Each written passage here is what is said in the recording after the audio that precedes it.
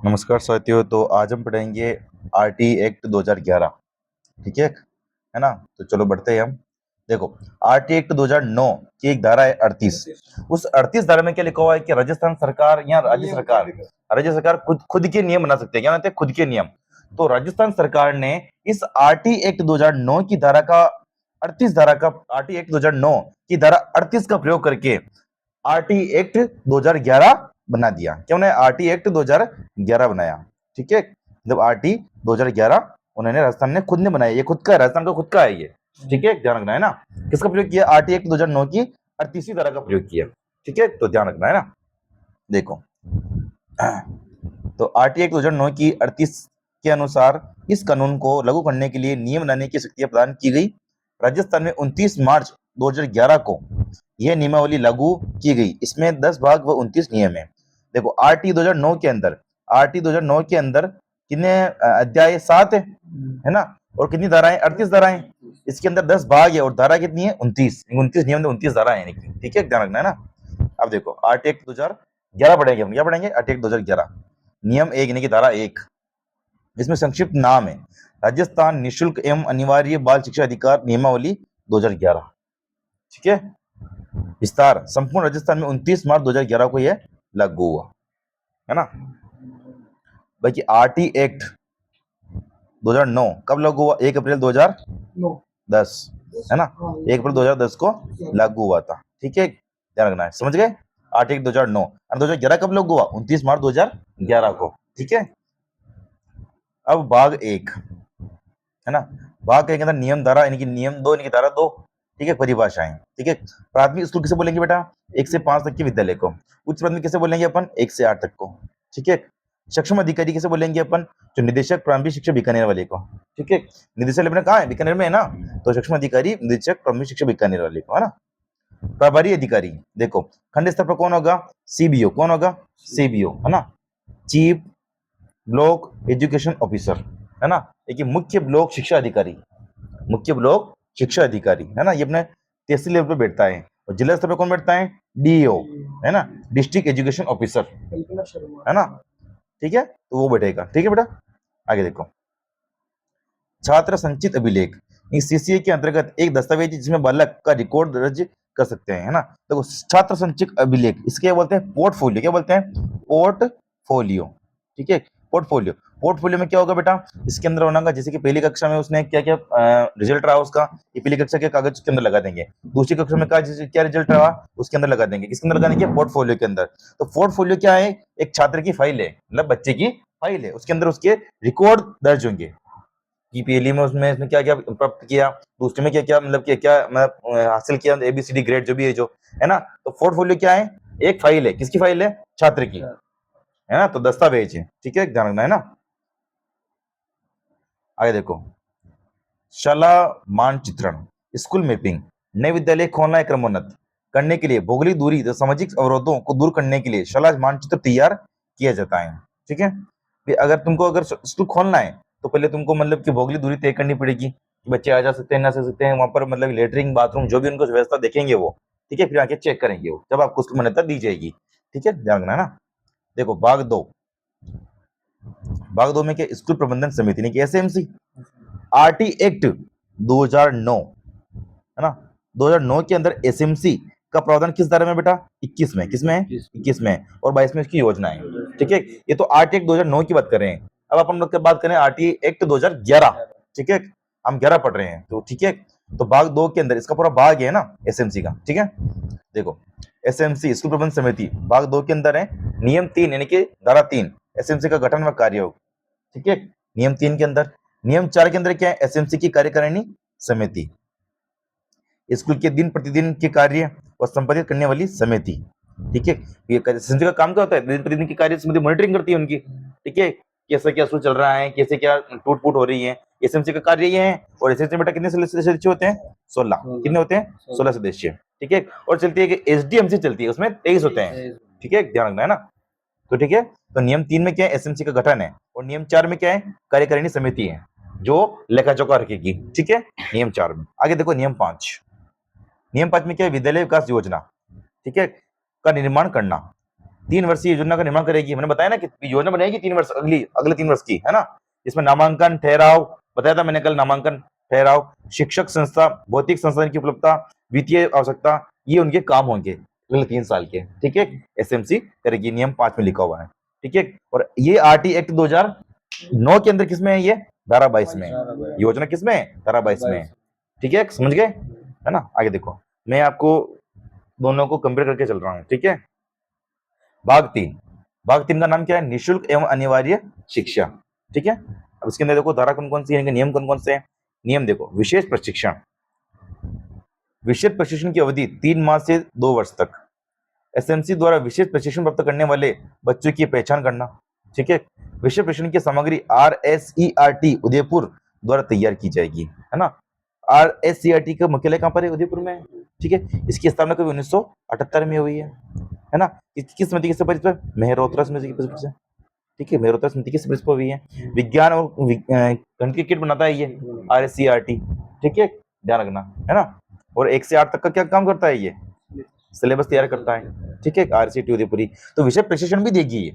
ठीक है, ध्यान रखना ना। और RCRT है ना, ये प्रशिक्षण देगी।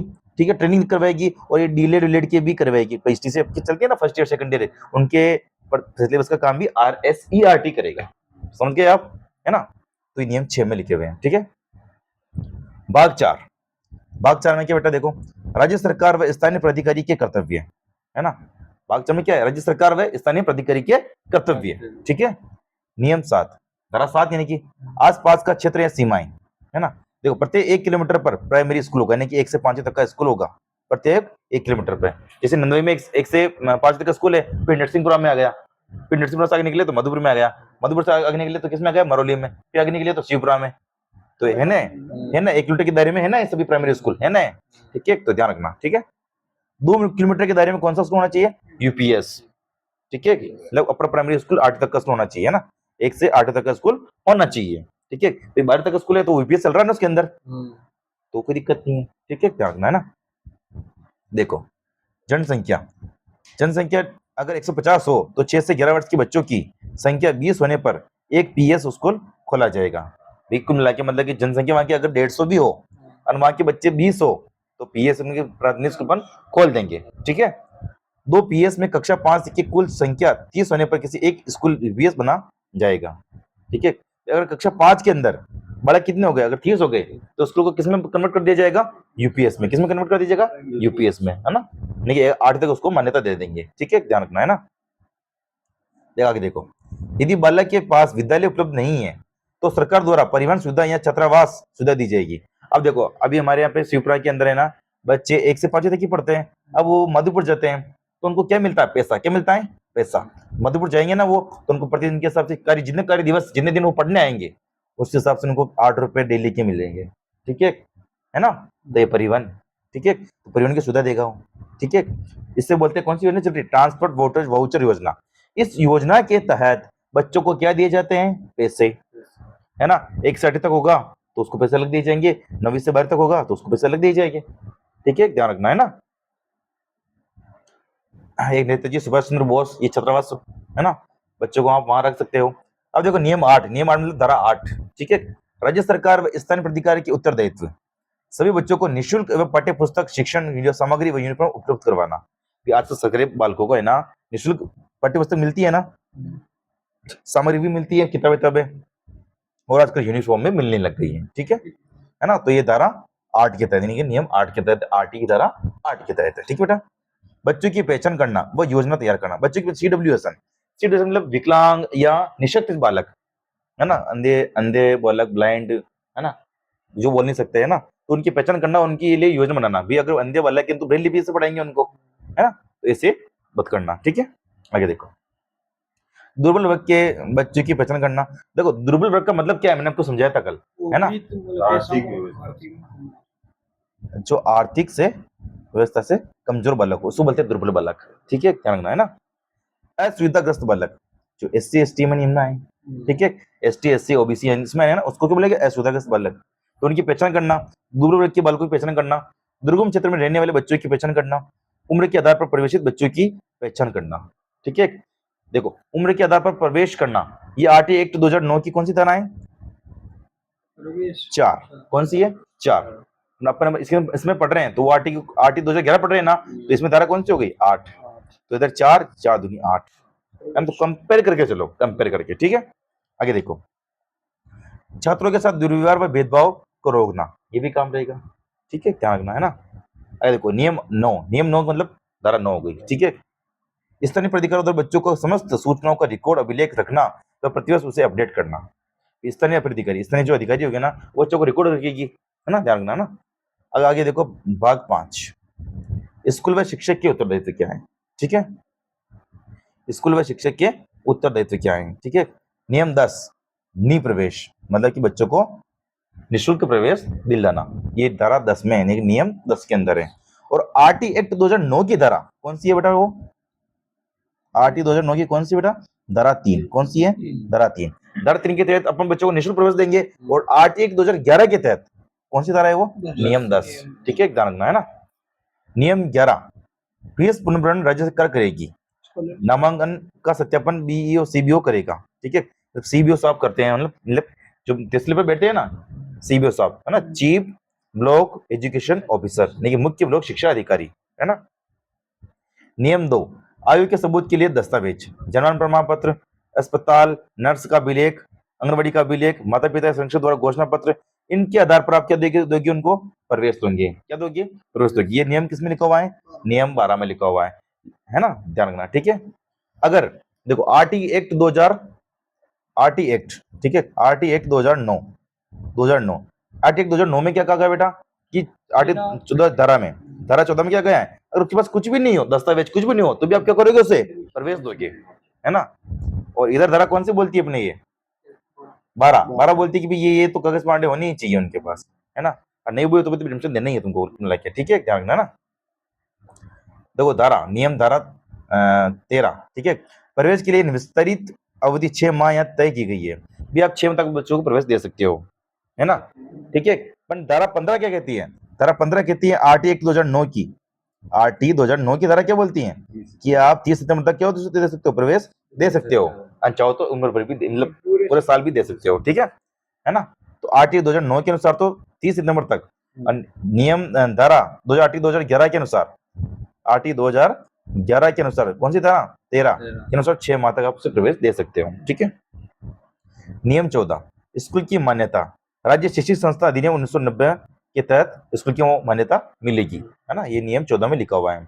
स्कूल की मान्यता फिर हम किसे कैसे लेंगे, वो इसके अंदर 15 के अंदर लिखा हुआ है, ठीक है, धारा 15 के अंदर लिखा हुआ है, नियम 15 के अंदर लिखा हुआ है, ठीक है।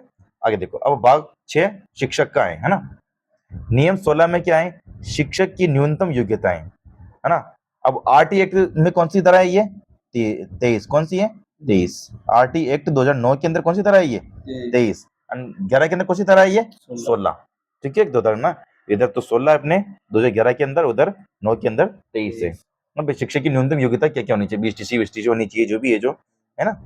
अब नियम 17, न्यूनतम योग्यता में शिथिलन राजस्थान में 5 वर्ष का है, वो आरटी एक्ट 2009 में शिथिलन 4 वर्ष का है, ठीक है, ध्यान रखना, है ना। मतलब कि 5 वर्ष तक मतलब कि बच्चों को हम ढील दे सकते हैं, मतलब कि, है ना, ध्यान रखना।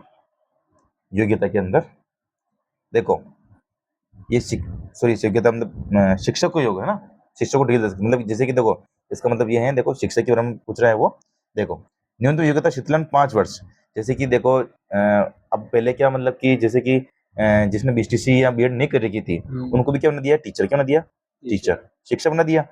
अब वो शिक्षक को है ना, टीचर तो बन गया वो, तब इसको अब उसको क्या योग्यता प्राप्त करनी है नियम 16 के अनुसार, तब वो ना 5 साल जब से लगा है ना, तो 5 साल के अंदर में उसको क्या करनी पड़ेगी, बीएसटीसी करनी पड़ेगी, ठीक है। क्योंकि पहले मतलब बीएसटीसी नहीं होती थी, तो पहले जो धारा बनाई ना तब ये नहीं बनाया था, क्या वो टीचर बन गया तो 5 साल के अंदर उसको बीएसटीसी या बीएड तो कुछ ना कुछ तो करना ही पड़ेगा 5 साल के अंदर में, ठीक है ना। ये 2011 के अनुसार था 5 साल, तो 2002 के 9 के अनुसार तो 4 वर्ष है ना। 8 हजार 2 है ना, 11 भी पढ़ रहे हैं, 9 भी पढ़ रहे हैं, ठीक है। अभी अब तुमने 11 पढ़ रहे हैं, 9 पहले पढ़ ली, ठीक है। अब देखो नियम 18 यानी कि धारा 18, न्यूनतम योग्यता अर्जित करना 5 वर्षों के अंतर्गत, है ना, वही से। नियम 19, शिक्षक के वेतन भत्ते व सेवा शर्तें, ठीक है। अब नियम 19 आपको याद होनी चाहिए, क्योंकि आप इससे जा रहे हो, किस लिए जा रहे हो, वेतन के लिए जा रहे हो आप, मेन क्या है, नौकरी क्यों करते हो, पैसों के लिए, तो नियम 19, ठीक है। राजस्थान शिक्षा अधिनियम सेवा अधिनियम 1971, राजस्थान पंचायत राजस्थान नियम 96, राजस्थान पंचायत प्रबंधक नियम 2008। इनको इस हिसाब से पैसा मिलेगा, ठीक है ना, इस नियम के अनुसार, है ना। तो आप तो इतने ध्यान रखिए भी शिक्षक को पैसा मिलेगा कौन सी तरह के अंदर, नियम 19 के अंदर, ठीक है, ध्यान रखना।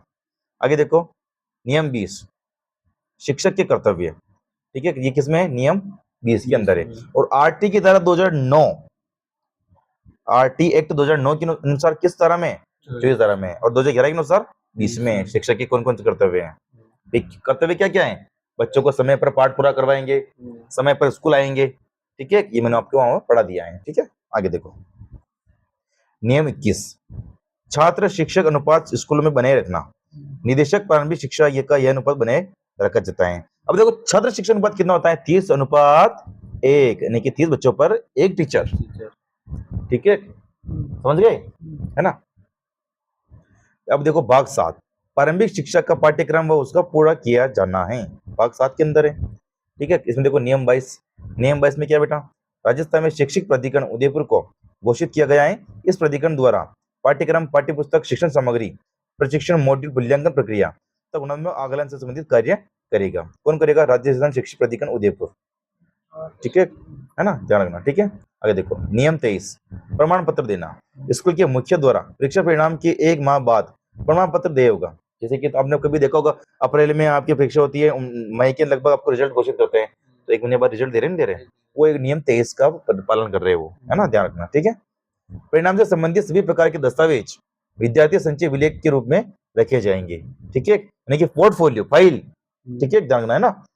आगे देखो भाग 8 शिकायत का निवारण, ठीक है, भाग 8 में क्या है, शिकायत का निवारण। नियम 24 शिक्षक की शिकायतों का निवारण खंड स्तर पर कौन करेगा, ये सीबीओ साबन एसीबीओ साबन ये करेंगे, है ना। सीबीओ सबसे बड़ा होता है, फिर एसीबीओ सबसे बड़ा उससे छोटा होता है ना, है ना। ये देखो अभी तो ये नहीं चल रहे हैं, एसीबीओ फीबीओ नहीं चल रहे हैं, अभी चल रहे हैं सीबीओ सबसे बड़ा है, एसीबीओ उससे थोड़ा छोटा है, ठीक है। तो ये आपकी क्या करेंगे, शिक्षक का खंड स्तर पर क्या करेंगे, उसकी समस्या का निवारण करेंगे, ठीक है।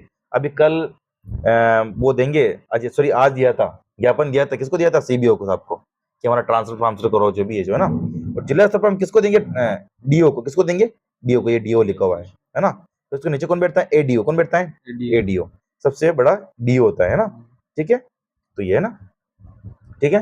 तो शिक्षक की क्षेत्र निवारण देखो खंड स्तर पर सीबीओ साफ करेंगे और जिला स्तर पर डीओ साफ करेंगे, ठीक है, समझ गए यार, डिस्ट्रिक्ट एजुकेशन ऊपर समझा दिया आपको, है ना। 3 माह में एक बैठक की आयोजित होगी, है ना, ये मतलब बैठक आयोजित, उसके अंदर भाषा बताओ, शिक्षक को पूछेंगे, ठीक है, ये साहब लोग, है ना। तो ध्यान रखना नियम 24 में ये है ना। आगे देखो नियम 25 बालक या अभिभावक की शिकायतों का निवारण सर्वप्रथम शिकायत एसएमसी अध्यक्ष को की जाती है, उसके बाद समुचित प्राधिकारी को तथा उसके बाद राज्य बाल संरक्षण आयोग का। अगर बालक और अभिभावक को कोई शिकायत है ना, तो अभिभावक जाके एसएमसी अध्यक्ष को पकड़ेगा, है ना, फिर तुम का अध्यक्ष स्कूल का, तुम्हारी समस्या का निवारण कर, ठीक है। फिर वो किसी प्राधिकारी को पकड़ेगा एसएमसी अध्यक्ष, फिर अगर उससे भी सॉल्व नहीं होगी तो बाल संरक्षण आयोग में जाएगा फिर वो, ठीक है। तो ध्यान रखना, है ना। तो नियम 25 के अंदर है, ठीक है। आगे देखो भाग 9 बाल अधिकार संरक्षण।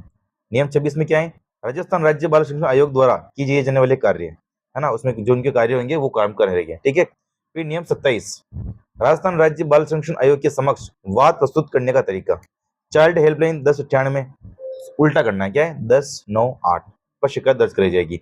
जैसे कि मतलब कि देखो, जैसे कि कोई बालिका शिवपुरा से मधुपुर आ रही है, 1 मीटर का फासला है पूरा, और पूरा जंगल एरिया है, किसी को छेड़छाड़ कर दी तो वो बच्ची किस पे फोन लगाएगी, 1098 पे फोन लगाएगी, और तुरंत उसके पास में चाइल्ड हेल्पलाइन वाले की बाल संरक्षण आयोग वाले उसके पास में पहुंच जाएंगे, और वो क्या करेंगे, वो उस लड़की की एफआईआर मतलब की एफआईआर दर्ज करवाएंगे, उसकी हेल्प करेंगे हर तरह से, ठीक है। तो 1098 है ना।